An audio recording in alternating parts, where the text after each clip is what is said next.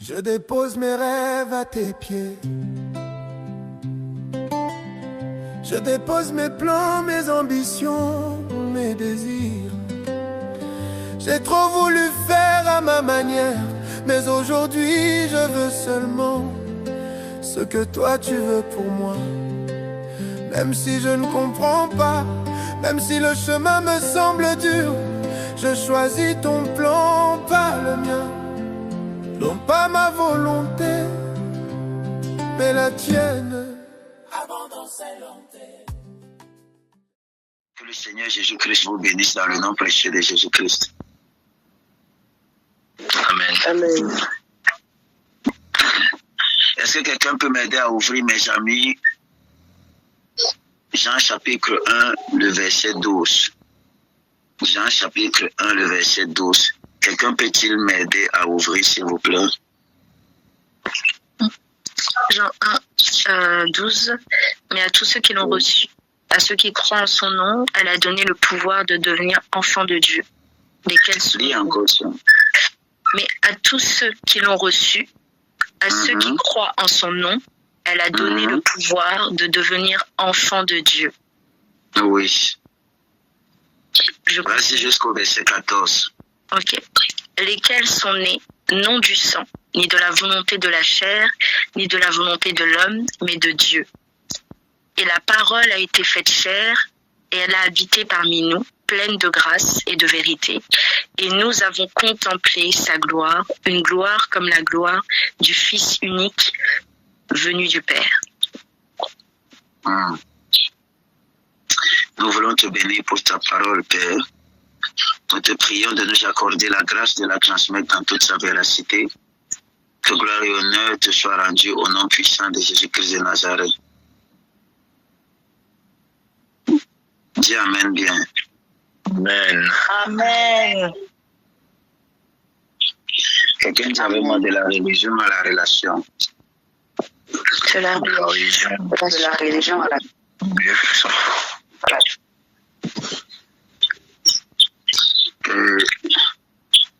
Le texte que nous venons de lire est clair par là, mes amis. La Bible déclare, mais à tous ceux qui l'ont reçu, à tous ceux qui croient en son nom, elle, c'est-à-dire la parole, a donné le pouvoir de devenir enfant de Dieu. J'aimerais déjà d'abord souligner ce fait, mes amis, que la conversion est un processus. Lorsque tu reçois le Seigneur Jésus-Christ, il t'a déjà lavé, il t'a déjà pardonné. Maintenant, tu entres dans un processus où tu es censé devenir le prototype même que l'Éternel a vu à toi lorsqu'il t'appelait. Il dit, il leur a donné le pouvoir de devenir. Quand on dit de devenir, mes amis, c'est enclencher un processus de transformation qui nous fera être ce que nous sommes censés être. Ça veut dire, dans ce processus, mes amis, c'est un processus où tu dois apprendre à renoncer à toi-même. C'est un processus où tu dois te laisser transformer. Lorsque tu acceptes, tu n'es pas encore, mais tu reçois le pouvoir de devenir. Tu entres dans le processus qui te fera être enfant de Dieu, mon ami. Et ceci n'est pas le moyen de la chair. Ceci n'est pas la volonté d'un homme. Ce n'est non pas par ta volonté, mon ami. C'est par Dieu, mes amis. Et j'ai fini par comprendre dans cette parole et dans cette méditation que beaucoup parlent de Dieu sans véritablement le reconnaître, mes amis. Sans véritablement le connaître. Certains pratiquent une religion. D'autres se disent chrétiens. D'autres, mes amis, encore croient simplement à l'existence de Dieu. Beaucoup de personnes qui se disent être chrétiens, je vais mettre entre guillemets, sont des chrétiens, des pasteurs au lieu d'être des pasteurs, des prêtres au lieu d'être des prêtres, mes amis. On a le nom, on a la fonction sans la révélation, on a la fonction sans la profondeur, on a le nom sans avoir la vie. Tu es appelé chrétien sans avoir la relation. Il est temps qu'en tant qu'enfant de Dieu, nous entrons, mes amis, dans une dimension de révélation où nous allons connaître Dieu tel qu'il nous a connus, tel que nous étions en train de partager ce matin. Quelqu'un dit Amen. Amen. Dieu ne cherche pas des pratiquants, mes amis. Il cherche des enfants. des enfants qui sont conscients qu'ils portent sa nature, mes amis, et qu'ils ont son cœur. La vraie question n'est donc pas, mes amis, à quelle religion appartenons-nous, mes amis, mais de qui sommes-nous nés? De qui sommes-nous nés? Donc je vais poser la question à quelqu'un. Si je pose la question à Dorcas, tu es né de qui? De Dieu, tu es né de qui, ma? De Dieu, papa. Alors dis que tu es né de Dieu. Est-ce que tu comprends ce que ça implique? Non, papa. Tu dis juste que tu es né de Dieu. Oui, papa. Servante Dorothy, être né de Dieu implique quoi?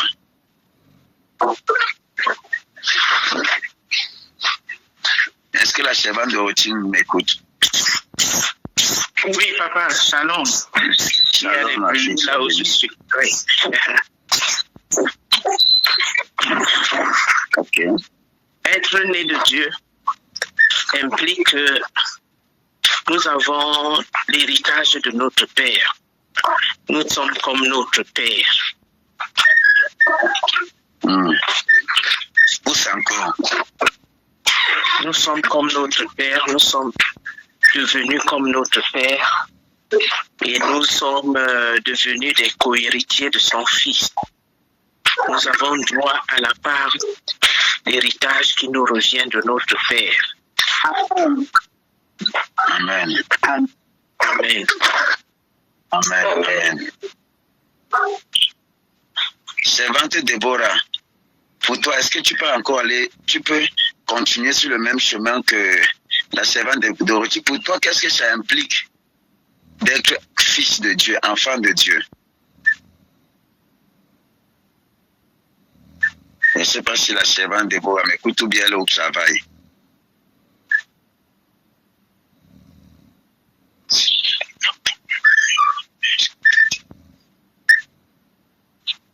Alors, Evelyne, est-ce que tu peux nous aider? Oui, shalom, shalom à tous. Comme a dit ma sœur, nous sommes des enfants de Dieu. La Bible dit que tel il est, tel nous sommes. Donc nous avons les gènes de notre papa. Vous m'entendez? J'ai eu un appel entre. Nous avons les gènes de notre papa. Voilà. Amen. Amen. Amen, amen, amen, amen, amen. Aspirante Nadine, voici où tu dois prouver ton aspiration. Qu'est-ce que ça implique être fils de Dieu ou fille de Dieu?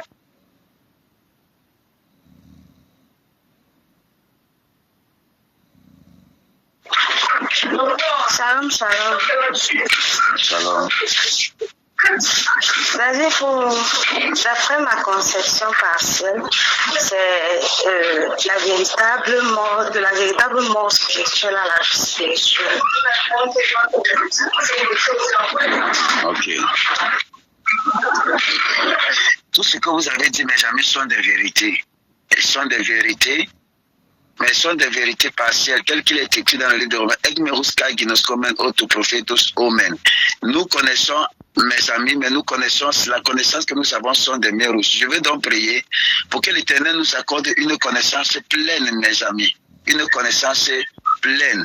Ok, Claude dit être né de Dieu implique une transformation spirituelle qui donne la vie éternelle et un statut de nouvelle créature. Voilà.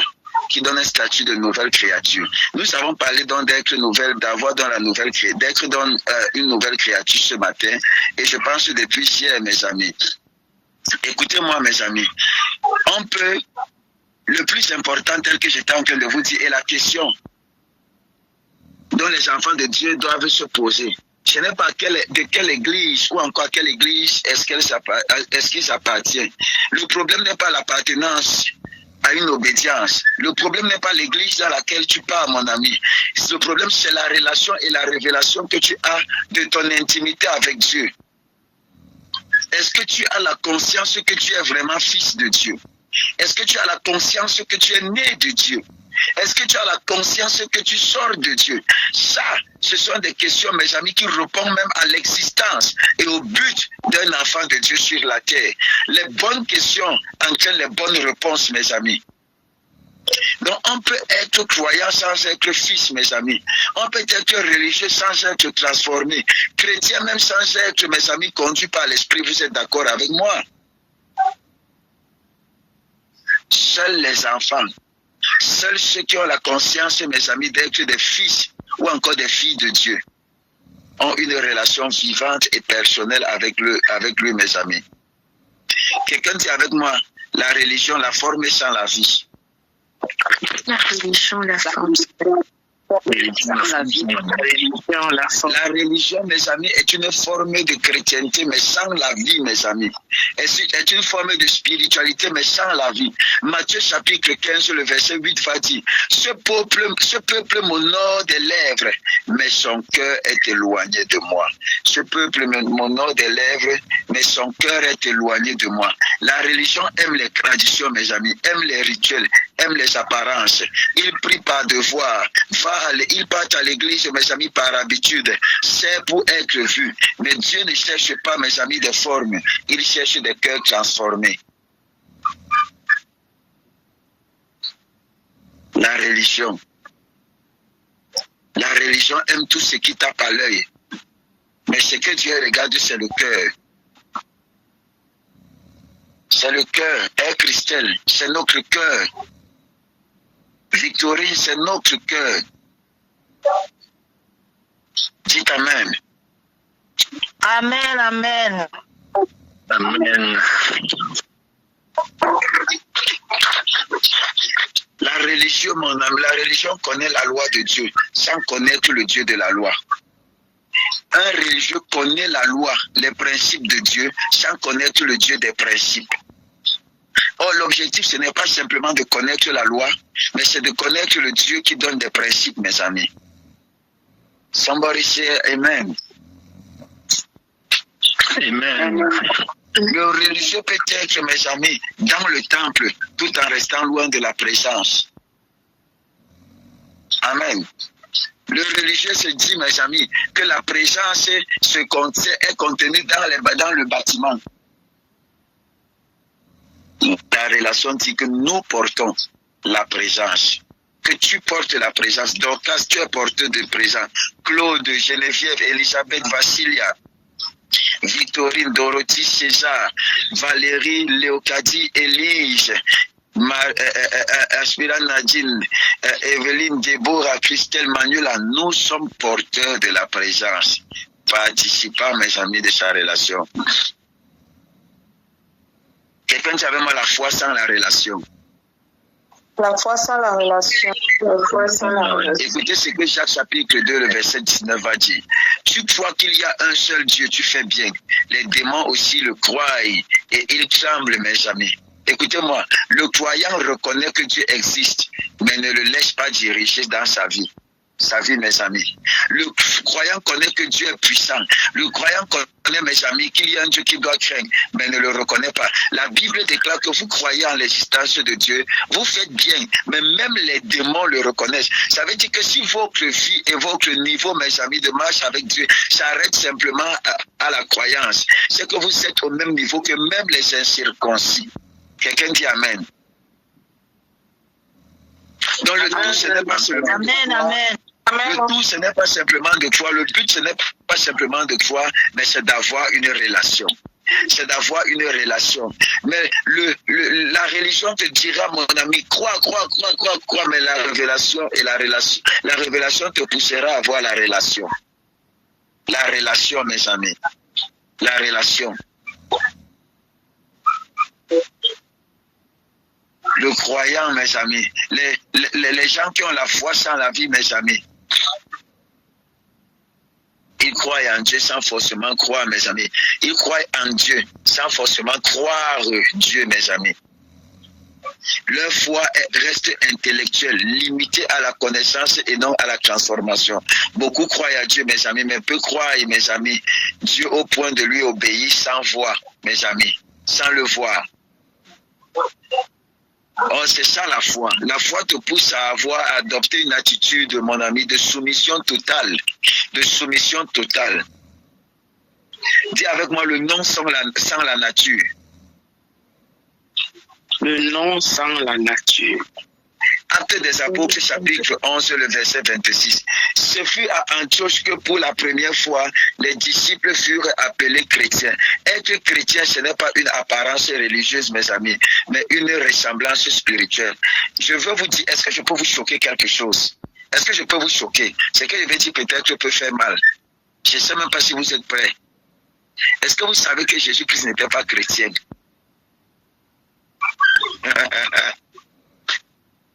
Oui, papa. Est-ce que vous savez que... Est-ce que vous le saviez? Jésus-Christ n'était pas chrétien. Oui, papa. Il n'appartenait à aucune religion, mes amis. Oui, oui. Il n'était pas pentecôtiste. Il n'était pas protestant. Il était le Fils de Dieu, mes amis, venu pour sauver l'humanité. Le terme et le mot chrétien est né pour la première fois à Antioche, après la mort et la résurrection de Jésus-Christ. Donc c'est au travers des disciples, mes amis, que le mot chrétien, qui signifie le modèle, vivre comme, mes amis.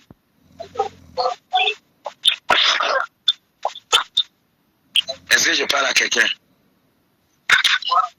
Oui, donc ce n'est donc pas un nom qui sauve, mes amis. Donc tu peux avoir le nom là, sans avoir la nature. Tu peux être appelé chrétien sans avoir la nature de Christ en toi, mon ami. Est-ce que je parle à quelqu'un? Amen. Être chrétien, mes amis, ce n'est pas une appartenance religieuse, mais c'est une ressemblance spirituelle. C'est manifester Christ dans son caractère, dans son amour, sa vérité et sa puissance, mes amis. Le vrai chrétien n'imite pas le monde, il incarne le royaume. Mais beaucoup aujourd'hui portent le nom sans la nature. L'objectif n'est pas simplement de porter le nom. Je suis chrétien catholique. Et puis quoi? Je suis chrétien pentecôtiste. On a un esprit de jugement aujourd'hui. C'est-à-dire, chez nous, on se dit que si tu ne pries pas chez les pentecôtistes, tu ne peux pas être sauvé. Qui vous a dit ça? Qui vous a dit ça, mes amis? L'église de réveil n'a pas le monopole du salut.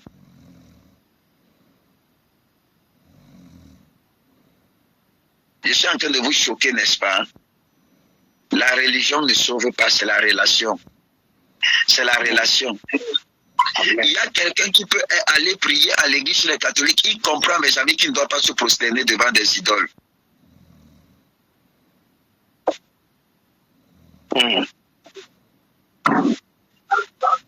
Amen. Au-delà de l'endroit où tu te trouves pour prier, c'est ton attitude, mon ami. C'est ton attitude. Dis à quelqu'un. Dis-moi Amen. Amen. Je vais pousser plus loin en disant, mes amis, ceci. Que vaudrait mieux pour un homme avoir une relation avec Dieu que d'avoir un cycle avec Dieu.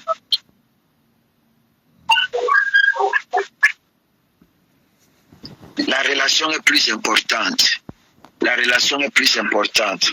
La relation est plus importante. Ne nous tenons pas comme des juges, mes amis.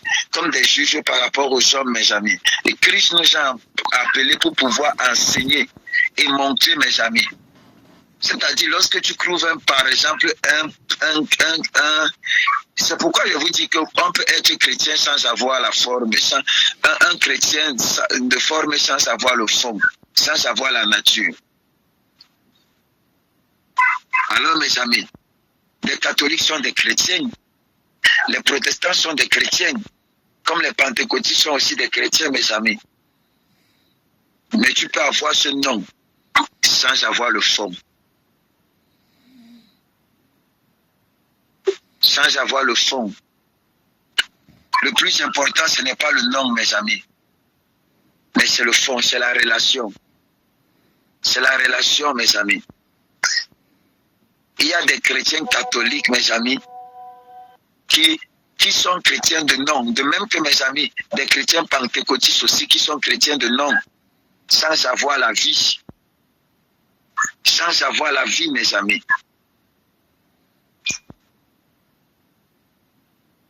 Dis avec moi, la relation change tout. La relation change. La relation change. Romains chapitre 8, verset 14. Car tous ceux qui sont conduits par l'Esprit de Dieu sont fils de Dieu. Être enfant de Dieu, mes amis, c'est vivre par révélation, non par tradition. Être enfant de Dieu, mes amis, c'est vivre par révélation, non par tradition, mes amis. C'est être conduit par l'Esprit. C'est avoir une vie, mes amis, remplie de paix et une marche, mes amis, de sainteté. C'est comprendre que Dieu n'est pas seulement son créateur, mais son Père aussi, mes amis. C'est porter sa nature et manifester sa gloire. Écoutez-moi bien. Le religieux sait Dieu sans le connaître. Le croyant reconnaît Dieu sans lui obéir. Le chrétien parle de Dieu sans toujours lui ressembler. Mais l'enfant de Dieu, mes amis, vit Dieu, reflète Dieu et marche avec Dieu. Je répète, le religieux sait Dieu sans le connaître. Le croyant, mes amis, connaît Dieu sans lui obéir. Le chrétien, mes amis, parle de Dieu sans toujours lui ressembler. Mais l'enfant, le fils de Dieu, vit Dieu, reflète Dieu et marche avec Dieu, mes amis. Jean chapitre 1, le verset 12. À ceux qui croient en son nom, il a donné le pouvoir de devenir enfants de Dieu. Le sommet de la foi n'est pas la croyance, mes amis, mais la filiation divine. Vivre comme Christ, aimer comme Christ et régner avec Christ. C'est ça le sommet de la foi, mes amis. Ce n'est pas simplement le fait de croire, mais c'est le fait, mes amis, d'avoir cette filiation. C'est cette filiation divine qui nous fait comprendre, mes amis, et manifester la vie de Christ.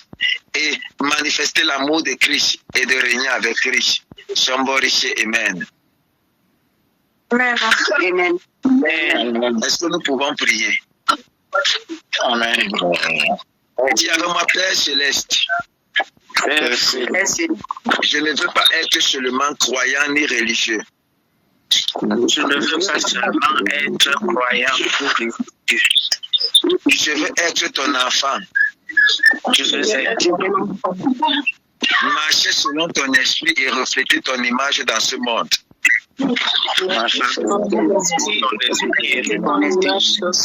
Remplis-moi de ta nature et fais de moi un porteur de ta gloire.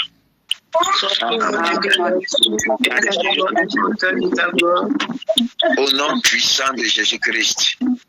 au nom de Jésus-Christ. Dis 3 fois Amen et c'est scellé. Amen. Soyez bénis dans le nom puissant de Jésus-Christ. Rendez-vous lorsqu'il sera 12h. Shalom, shalom à tous. Shalom. Shalom.